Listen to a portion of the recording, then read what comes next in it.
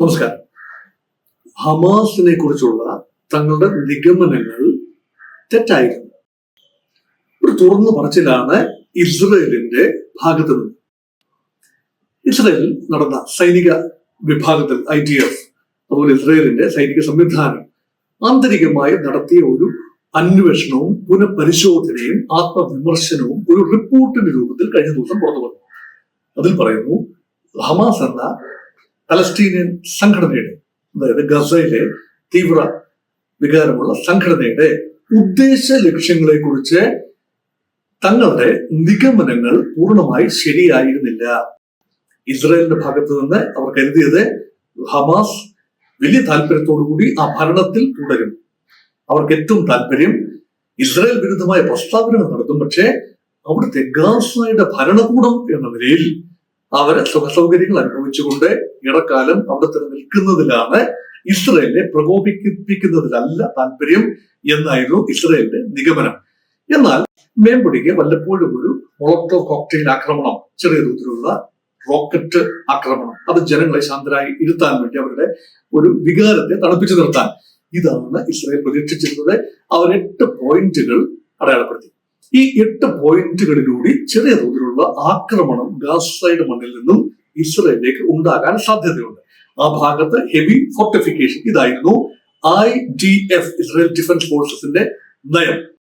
എന്നാൽ ഇപ്പോൾ ലഭിച്ചിരിക്കുന്ന റിപ്പോർട്ടിൽ, ഇസ്രയേലിന്റെ തന്നെ ക്രിട്ടിക്കൽ റിപ്പോർട്ടാണ്, അതിൽ പറയുന്നത് 60 ഇടങ്ങളിൽ സുരക്ഷാ ബ്രീച്ച് ഉണ്ടായി. 60 വീക്ക് പോയിന്റുകളുണ്ട് ഈ ബോർഡറിൽ. അവിടെ എല്ലാം തന്നെ ഹമാസിന്റെ ആക്രമണം ഉണ്ടായിരുന്നു. ആക്രമണത്തിന് ഹമാസ് സജ്ജമാണ്, ആക്രമണം നടത്തുമെന്ന് 3 പ്രാവശ്യം ഒക്ടോബർ 7, 2023 മുൻപ് 3 പ്രാവശ്യം ഇസ്രായേലിന്റെ രഹസ്യാന്വേഷണ വിഭാഗമായ മൊസാദ് സൂചന നൽകിയതാണ്. പക്ഷെ ഈ 3 പ്രാവശ്യവും ആക്രമണം ഉണ്ടായില്ല. 4ാമത്തെ പ്രാവശ്യം ഒക്ടോബർ 7, 2023 അപ്രതീക്ഷിതമായി ആക്രമണം നടത്തി. അവിടെ റിപ്പോർട്ടിൽ പറയുന്നത്, അവിടെ മരിച്ച പലരും മരിക്കുന്നതിന് മുമ്പ് വിളിച്ചു ചോദിച്ച ഒരു കാര്യമുണ്ട്: എവിടെ ഞങ്ങളെ രക്ഷിക്കാനുള്ള IDFന്റെ വിഖ്യാതമായ സംരക്ഷണ കവചം എവിടെ? ഒന്ന്, ഏറിയൽ കവചം പരാജയപ്പെടുന്നു. അയൺ ഡോം, വിഖ്യാതമായ അയൺ ഡോമിൽ തുള വീണിരിക്കുന്നു. അങ്ങനെ ഏറിയൽ ഒബ്ജക്ട്സ് ഒന്നും പതിക്കില്ല എന്ന ഒരു ആത്മവിശ്വാസം നഷ്ടപ്പെട്ടിരിക്കുന്നു. 2, കരയിലൂടെ ഒരു ആക്രമണം അവർ തീരെ പ്രതീക്ഷിച്ചില്ല. കരയിൽ സുസജ്ജമായി ഇസ്രായേലിന്റെ മണ്ണ് ഡിഫെൻഡ് ചെയ്യാൻ ഇസ്രായേൽ ഡിഫൻസ് ഫോഴ്സിന് കഴിയും. അതിനുള്ള എല്ലാ തന്ത്രപരമായ ഒരുക്കങ്ങളും രഹസ്യ വിവരങ്ങളും നൽകാൻ മൊസാദിന് കഴിയും. ലോകത്തെ ഏറ്റവും വിഖ്യാതമായ സുരക്ഷാ സംവിധാനം, അല്ലെങ്കിൽ ഇന്റലിജൻസ് ഏജൻസിയായ സീക്രട്ട് സർവീസായ മൊസാദിന് കഴിയും. ഈ വിശ്വാസത്തിലാണ് ഡെന്റ് ചെയ്തിരിക്കുന്നത്. അതുകൊണ്ട് കുറച്ചുകൂടി യാഥാർത്ഥ്യ അധിഷ്ഠിതമായ, ഇസ്രായേൽ ഒരു ഡെമോക്രാറ്റിക് കൺട്രിയാണ്, അതുകൊണ്ട് യാഥാർത്ഥ്യ അധിഷ്ഠിതമായ ആഭ്യന്തരമായ തീരുമാനങ്ങൾ പബ്ലിക്കിന് മുമ്പേ വരികയാണ്. ഇതൊരു ഓപ്പൺ ഫോറത്തിൽ വരികയാണ്. അതായത് അവർ നിഗൂഢമായ രീതിയിലല്ല സംസാരിക്കുക. അതാണ് ഒരു പോസിറ്റീവ് കാര്യം. അവർ തുറന്ന് സമ്മതിക്കുകയാണ്, ഇങ്ങനെ ചില വീഴ്ചകൾ സംഭവിച്ചിട്ടുണ്ട്, ഇനി ആ വീഴ്ചകൾ സംഭവിക്കരുത്. ആ ഒരു പശ്ചാത്തലമാണ് കുറച്ച് പീഡിപ്പിക്കുന്ന, അലോസരപ്പെടുന്ന ഒരു ചിന്തയാണ്. ഇനി അങ്ങനെ സംഭവിക്കരുത് എന്ന് പറഞ്ഞാൽ ഇന്നത്തെ പ്രത്യേകത ആലോചിക്കൂ. 1ാം ഘട്ടം വെടിനിർത്തൽ അവസാനിക്കുകയാണ് ശനിയാഴ്ച. ഈ 1ാം ഘട്ടം വെടിനിർത്തൽ അവസാനിക്കുമ്പോൾ 2ാം ഘട്ട ചർച്ചകൾ ഒരിടത്തുമായിട്ടില്ല. ഇപ്പോൾ ഇസ്രയേൽ ആഗ്രഹിക്കുന്നത്, ഇസ്രയേൽ രഹസ്യമായി പറഞ്ഞു വെച്ചിരിക്കുന്നത്, 1ാം ഘട്ടം വെടിനിർത്തൽ അവസാനിക്കാതെ മുന്നോട്ട് പോകട്ടെ, 6 ആഴ്ച കൂടി നീണ്ടുപോകട്ടെ. അങ്ങനെ ആഴ്ചയിൽ എല്ലാ ശനിയാഴ്ചകളിലും 3 ബന്ദികളെ വീതം വിടുക. അപ്പോൾ 6 ആഴ്ച വരുമ്പോൾ 3 × 6 18 ബന്ദികൾ കൂടി മോചിപ്പിക്കപ്പെടും. ഏതാണ്ട് 50 ബന്ദികളോളം ഇപ്പോൾ ഹമാസിന്റെ തടവിലുണ്ട്, ഗസയുടെ മണ്ണിലുണ്ട്. അവരിൽ ഒരു 25ഓളം പേര് ജീവനോടെ ഉണ്ടാവില്ല എന്നാണ് ഇസ്രായേലിന്റെ ഒരു കണക്ക് കൂട്ടൽ. അങ്ങനെയെങ്കിൽ അതിൽ 18 പേരും ഇതിനിടയിൽ മോചിപ്പിക്കപ്പെട്ട് കഴിയും. അപ്പൊ 2ാം ഘട്ട വെടിനിർത്തലിലേക്ക് കടക്കുന്നതേയില്ല, അല്ലെങ്കിൽ അതേക്കുറിച്ച് ഇപ്പോൾ സംസാരിക്കുന്നതേ ഇല്ല. അപ്പൊ ഇപ്പോൾ നടക്കുന്ന ചർച്ചകൾ സുരക്ഷാ ഭീഷണി പറഞ്ഞുകൊണ്ട്, അല്ലെങ്കിൽ ആത്മപരിശോധനയുടെ രൂപത്തിൽ വളരെ ഇന്നോക്യസ്, അല്ലെങ്കിൽ വളരെ നിർദോഷം എന്ന് തോന്നാവുന്ന ആത്മപരിശോധന, ഒരുപക്ഷെ ഇങ്ങനെ ഒരു ചിന്ത കൊണ്ടാണോ എന്ന സംശയം ചില കോണുകളിലെങ്കിലും ഉയരുന്നു. നോക്കൂ, 2ാം ഘട്ട വെടിനിർത്തലിൽ അങ്ങനെ സംഭവിച്ചാൽ 2ാം ഘട്ടത്തിൽ പ്ലാൻ ചെയ്ത, എൻവിസേജ് ചെയ്തത് എന്താണ്?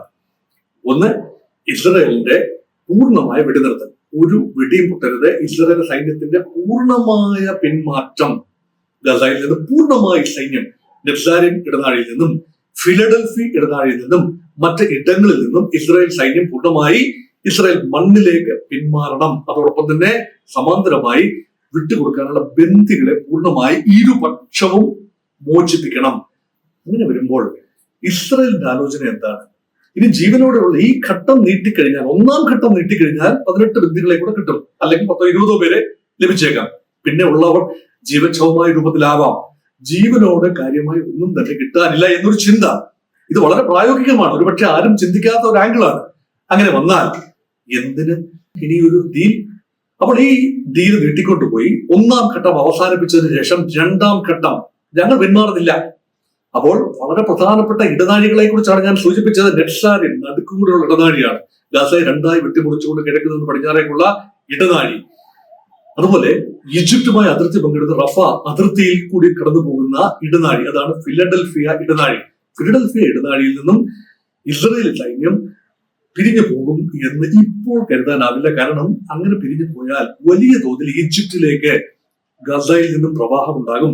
ഈജിപ്തിൽ നിന്നും ആയുധങ്ങൾ അല്ലെങ്കിൽ മറ്റ് രീതിയിലുള്ള സഹായങ്ങൾ ഇസ്രായേലിന്റെ അനുവാദമില്ലാതെ, ഫിൽറ്റേർഡ് അല്ലാതെ കടന്നു വരും. വീണ്ടും ഗസയിൽ പടപ്പുറപ്പാടുണ്ടാകും എന്ന ഇസ്രായേലിന്റെ ഭീഷണി. മറ്റെല്ലാ ഇടങ്ങളിലും ഇസ്രായേലാൽ ചുറ്റപ്പെട്ടതുകൊണ്ട് കുഴപ്പമില്ല. ഈജിപ്തുമായി അതിർത്തി പങ്കിടുന്നിടത്ത് ഇസ്രായേലിന്റെ ഇടനാഴി, ഫിലഡൽഫിയ ഇടനാഴിയിൽ ശക്തമായ സൈനിക വിന്യാസം തുടർന്നും ഉണ്ടാകണം എന്ന് ആഗ്രഹിക്കുന്നു. അല്ല എങ്കിൽ ആത്യന്തികമായ ഇസ്രായേലിന്റെ സുരക്ഷാ പാരഡൈംസിന് അത് വെല്ലുവിളിയാണ്. അതുകൊണ്ട് എന്തെങ്കിലും തൊഴിൽ ന്യായം പറഞ്ഞുകൊണ്ട് വെടിനിർത്തൽ കരാറിൽ നിന്നും പിൻവാങ്ങുക എന്നതിന്റെ മുന്നോടിയായിട്ടാണോ ഇത് പറഞ്ഞു വെച്ചത്? സംശയമാണ്. ഇതോടൊപ്പം ചേർത്ത് വായിക്കേണ്ട ഒരു കാര്യമാണ് $3 ബില്യൺ $3 ബില്യൺ വർത്ത് ഓഫ് ആയുധങ്ങൾ അമേരിക്കയിൽ നിന്നും ഉടനടി ഇസ്രായേലിലേക്ക് എത്തുക. അത് വലിയൊരു ഒരു നീക്കമാണ്. കാരണം യുദ്ധം അവസാനിച്ചു കഴിയുമ്പോഴും ഈ വാർ മെഷീനറി സജ്ജമാക്കി നിർത്തണമെങ്കിൽ അമേരിക്കൻ വെപ്പൺസ് ആവണം, ഫൈറ്റർ പ്ലെയിൻസ് ഉണ്ടാവണം, ഗൺസ് ഉണ്ടാകണം, പടക്കോപ്പുകൾ ഉണ്ടാകണം, വെടിമരുന്നുണ്ടാവണം, ബോംബുകൾ ഉണ്ടാകണം. എല്ലാം തന്നെ അമേരിക്കയിൽ നിന്ന് വരികയാണ്. ട്രംപിനെ സംബന്ധിച്ചിടത്തോളം അതെല്ലാം കച്ചവടമാണ്. ഇവിടെയെല്ലാം യുദ്ധം ഉണ്ടായാലും യുദ്ധം നിർത്തണം എന്നൊക്കെ പറയുമ്പോഴും യുദ്ധം ഉണ്ടാകേണ്ടത് അമേരിക്കയുടെയും ട്രംപിന്റെയും മിലിറ്ററി ഇൻഡസ്ട്രിയൽ കോംപ്ലക്സിന്റെയും ആവശ്യമാണ്. അങ്ങനെ വരും. ഇത് സമാന്തരമായി നടക്കുന്നു. അപ്പൊ ഒരു വശത്ത് റിവീറയാക്കി മാറ്റും ഗസയെ എന്ന് പറയുന്നു. അത് കണ്ണിറക്കി ട്രംപ് പറയുന്നു അത് ചുമ്മാ പറഞ്ഞതാണ്, നിങ്ങൾ എന്ത് പറയുമെന്ന് അറിയാൻ വേണ്ടി പറഞ്ഞതാണെന്ന് പറയുന്നു. രണ്ട്, വെടിനിർത്തലിനെ കുറിച്ച് ചർച്ചകൾ ഇപ്പോൾ ഈ നിമിഷം ഞാൻ നിങ്ങളോട് സംസാരിച്ചുകൊണ്ടിരിക്കുന്ന ഈ നിമിഷം ഈജിപ്തിന്റെ തലസ്ഥാനമായ കെയ്റോയിൽ രണ്ടാം ഘട്ട വെടിനിർത്തലിന് വേണ്ടി മധ്യസ്ഥന്മാർ ഒത്തുകൂടിയിട്ടുണ്ട്. അതായത് അമേരിക്കയും ഖത്തർ എന്ന രാജ്യത്തിന്റെ പ്രതിനിധിയും അതുപോലെ ഈജിപ്തിന്റെ പ്രതിനിധികളും അവിടെയുണ്ട്. ഈജിപ്ഷ്യൻ തലസ്ഥാനമായ കെയ്റോയിലുണ്ട്. അതോടൊപ്പം തന്നെ ഹമാസിന്റെയും ഇസ്രായേലിന്റെയും പ്രതിനിധികളുണ്ട്. അവർ തലപറഞ്ഞ് ആലോചിക്കുകയാണ് എങ്ങനെ മുന്നോട്ട് പോകും. പക്ഷേ കൃത്യമായ ഒരു ധാരണ, രണ്ടാം ഘട്ട വെടിനിർത്തലിനെ കുറിച്ച് കൃത്യമായ ഒരു ധാരണ വെളിയിൽ വന്നിട്ടില്ല എന്നതുകൊണ്ട് എന്തെല്ലാം രീതിയിൽ ഹമാസിനെ പൂർണ്ണമായി ഒഴിവാക്കിക്കൊണ്ട് ഇസ്രായേലിന്റെ സുരക്ഷ വർദ്ധിപ്പിക്കാം എന്ന ചിന്തയിൽ ഇസ്രായേൽ തുടരുന്നു.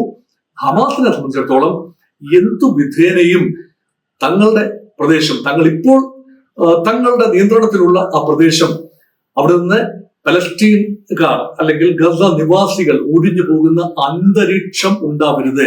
അറബ് രാജ്യങ്ങളെ കൂട്ടുപിടിച്ചാണെങ്കിലും ശരി, അവരുടെ ഗുഡ്വിൽ നേടിക്കൊണ്ടാണെങ്കിലും ശരി, അറബ് ലീഗിന്റെയും GCCയുടെയും ഒക്കെ പിന്തുണയോടുകൂടി തന്നെ ഒരാളെ പോലും ഗസയിൽ നിന്നും എവിക്റ്റ് ചെയ്യാതെ തന്നെ അമേരിക്കയുടെ സഹായം ഇല്ലാതെ തന്നെ അറബ് രാജ്യങ്ങളുടെ സഹായത്തോടുകൂടി ഗസയുടെ പുനർസൃഷ്ടി നടത്തുമോ? ആ പുനർസൃഷ്ടിയെ കുറിച്ച് ആലോചിക്കണമെങ്കിലും ഭരണമാറ്റത്തെ കുറിച്ച് ആലോചിക്കണമെങ്കിലും ഹമാസ് ഇല്ലാത്ത ഒരു ഭരണകൂടം, അതേക്കുറിച്ച് ആലോചിക്കണമെങ്കിലും ഇനി ഹമാസ് ഉൾപ്പെടെയുള്ള ഒരു ഭരണകൂടം, അതുമല്ല എങ്കിൽ ഹമാസിനും മറ്റ് സംഘടനകൾക്കും തുല്യമായ പ്രാതിനിധ്യമുള്ള ഒരു വിതരണാത്മകമായ ഒരു ക്രമത്തെക്കുറിച്ച് ആലോചിക്കണമെങ്കിൽ രണ്ടാം ഘട്ടം വെടിനിർത്തലും കഴിഞ്ഞ് മൂന്നാം ഘട്ടത്തിലേക്ക് കടക്കണം. ആ മൂന്നാം ഘട്ടത്തിലേക്ക് കടക്കാൻ ഒരു രീതിയിലും ഒരുപക്ഷെ ഇസ്രായേൽ ആഗ്രഹിക്കില്ല. കാരണം ഹമാസിന് പ്രാതിനിധ്യമുള്ള ആത്യന്തികമായ ഒരു ഗാസ എഗ്രിമെന്റ് ഇസ്രായേലിനെ സ്വീകാര്യമല്ല. അതുകൊണ്ടാണ് സംശയം എന്തെങ്കിലും തൊഴിൽന്യായം പറഞ്ഞുകൊണ്ട് ഈ ചർച്ചകളിൽ നിന്നും പിൻവാങ്ങുകയും അത് അലസിപ്പിരിയുകയും ഒക്കെ ചെയ്യുകയും അങ്ങനെ ഹമാസിൽ നിന്നും പൂർണ്ണമായി ഗാസയെ മോചിപ്പിക്കാനുള്ള ഇസ്രായേലിന്റെ പദ്ധതികൾ ആ രീതിയിൽ മുന്നോട്ട് പോവുകയും ചെയ്യുമോ എന്ന സംശയം പല കേന്ദ്രങ്ങളിലുമുണ്ട്. അതുകൊണ്ട് സന്നിഗ്ധ ഘട്ടം തുടരുന്നു എന്ന് പറയാം.